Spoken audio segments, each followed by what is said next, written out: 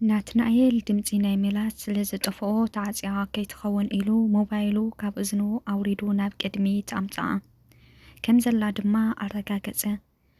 ሚለይ ኣለኹ ዶ ብምባል ድማ ድሕሪ ክንደይ ኣለኹ ናተይ ኢላ መለሰትሉ። ናኦሚ ጓለይ እንድያ ትፅዋዕኒ ፀኒሓስ ናብኣ ተመሲጠ ኢላ ዘይኮነ ዘረባ ኣቕረበትሉ።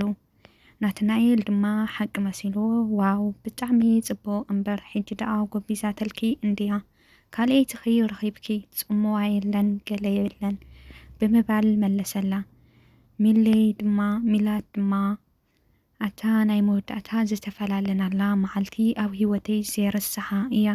ኩሉ ግዜ ክላስ ክኸይድ ክመፅን እየ ዝዝክራ። ኣብታ ቦታ ደው ኢለ ነቲ ዝነበረ ኩነታት ንድሕሪት ተመሊሰ እየ ዘስተማቕሮ። ብፍላይ ከዓ በይነይ ኣብ ዝኾን ኩሉ ኢሉ ብልተዛረባ ኣዝያ ሰንበደት። ኣንቲ ጠላም ካሕዳም ዝብላ ዘሎ ኮይኑ ድማ ተሰምዓ። ሰላምታይ ረሳዕኹ ናይ ህወይ ላይፍ ቻነል ተኸታተልቲ ዝኾንኩም ከመይ ኣለኹም? ደሕና ዲኹም? ኣነ ሰላም እየ እግዚአብሔር ይመስገን። እንታነ ሰላም ዘለኹ ንስኹም ለበብ ዘለኹሞ ሰላም ክትኮንለይ ናይ ኩሉ ግዜ ትምኒተይ እዩ። ናይዚ ቻነል ቤተሰብ ዝኾንኩም ከምቲ ናይ ወትሮ መበረታዕኹም ኣይፈለየኒ። ንትገብሩለይ መበረታዕ ደሞ ኣዝየ ዘመስግን። ናይዚ ቻነል ሓድሽቲ ዝኾንኩም ግን ላይክ ሳብስክራይብ ብምግባር ቤተሰብ ኩኑ ኩለኩም ፈቱ ኩረት ኣሕዋተይ ንትገብሩለይ መበረታዕ እናመስገን ኩሎም ማዓንቲ ብሓድሽ ትሕዝቶ እየ መፅአኩም እኒኹ።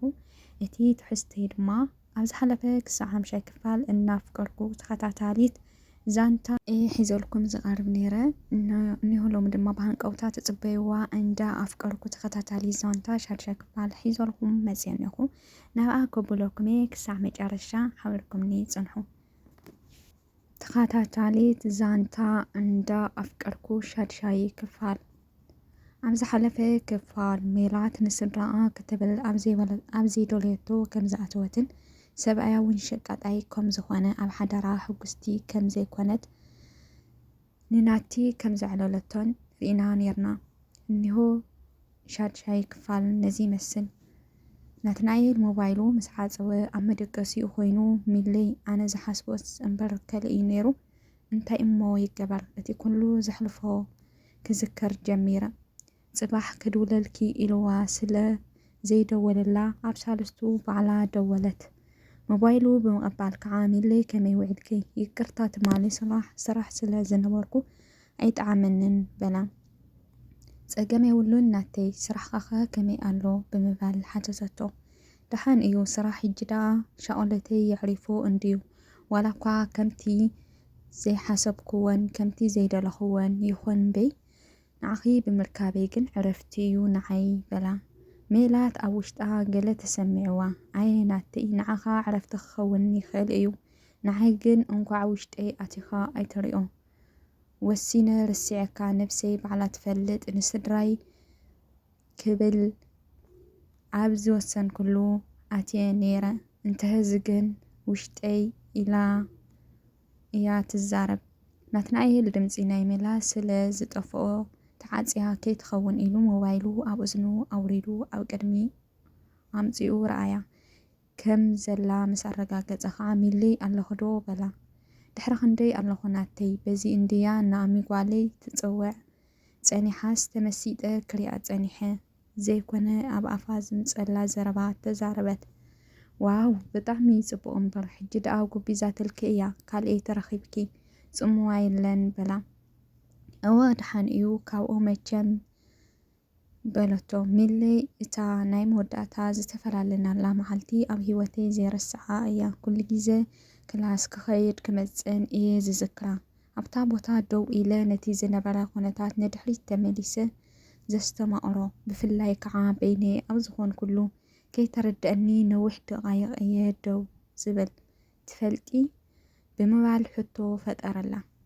ይገርመካ እዩ ንዓይ ከዓ እታ ኣዝያ ዝኸበደት ግዜ እያ ነይራ ዝተሓዋወሰ ስምዒት ዘለዋ። ናተይ ግን ናይ ብሓቂ ድዩ ዘይርድኣ ነይሩ? እንታይ እዩ ሚለይ ተመሊሱ ሓተታ። ኣብ ገፀይ ወላ ሓንቲ ተንብቦ ኣይነበረካን ሕቶ ኣቕረበትሉ።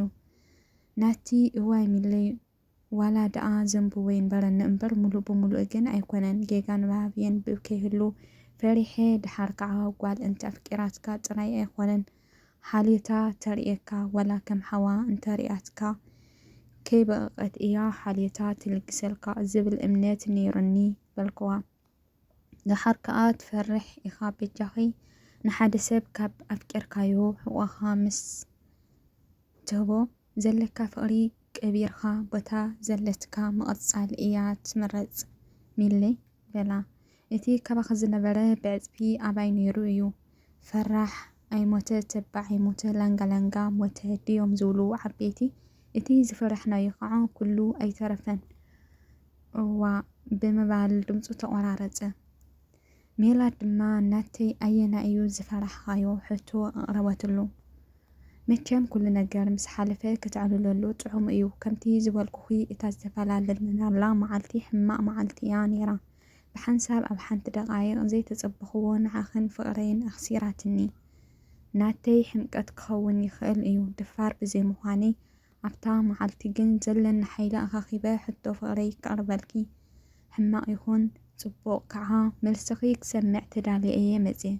ኣዛኔ ግን ዝሓሰብኡ ዘይኮነስ ዘይሓሰብኡ መርድእ ሰሚሐን ተመሊሰን ብምባል ነገራ።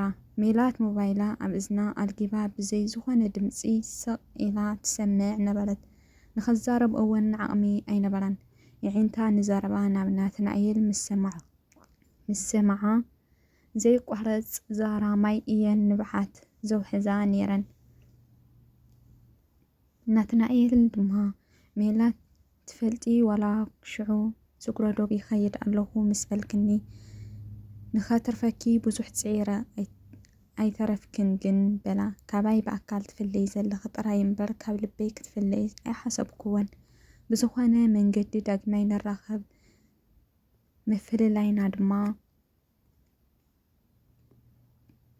ምፍልላይና ንግዚኡ ክኸውን እየ ንፈጣሪ ዝልምኖ ነይረ።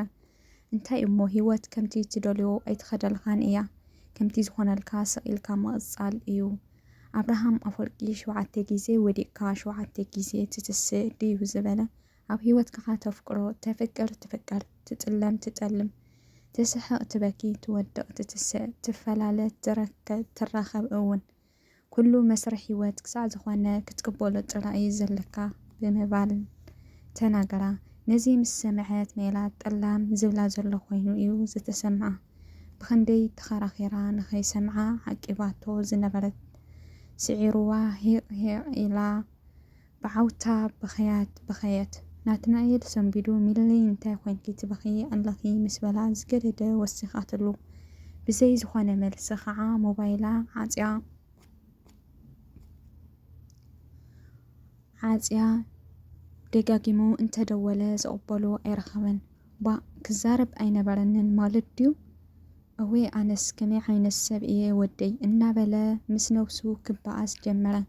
ሜላት እውን ሞባይላ ኣብ ዓራት ደርብያ ንቆልቁል ኣፋ ተደፊኣ ብኽያት ሻብዓይ ክፋል ይቕፅል። ተኸታተልቲ ዛንታ እንዳ ኣፍቀርኩ ልማዓንቲ ሒዘልኩም ዝመጻኹ ሻድሻይ ክፋል ነዚኣ ትመስል ነይራ። ክሳብ መጨረሻ ሰሚዕኹምዋ ክትኮኑ ወይም ክትሰምዑዋ ተስፋ ይገብር። እንተሰሚዕኹምዋ ከምኡውን እንተፈቲኹምዋ ከምቲ ናይ ኩሉ ግዜ መበረታዕኹም ኣይፈለኒ ንትገብሩለይ መበረታዕ ደሞ ኣዝየ ዘመስግን እና እንተፈቲኹምዋ ናብ የዕረኽትኩም መሓዙትኩም ሸር ብምግባር ኣካፍልዋ ኢኹም። ከምኡ ድማ ሓናፀሪእቶኹም ኣይፈለየኒ። ክሳዕ ዝቕፅል 7ይ ክፋል ንራኸብ ወይም ብካሊእ ትሕዝቶ ንራኸብ። ሰናይ ግዜ ሰናይ ቅንያት ክኾነልኩም ሰናይ ትምኒተ እዩ። ከምቲ ናይ ኩሉ ግዜ መበረታዕኹም ኣይፈለየኒ።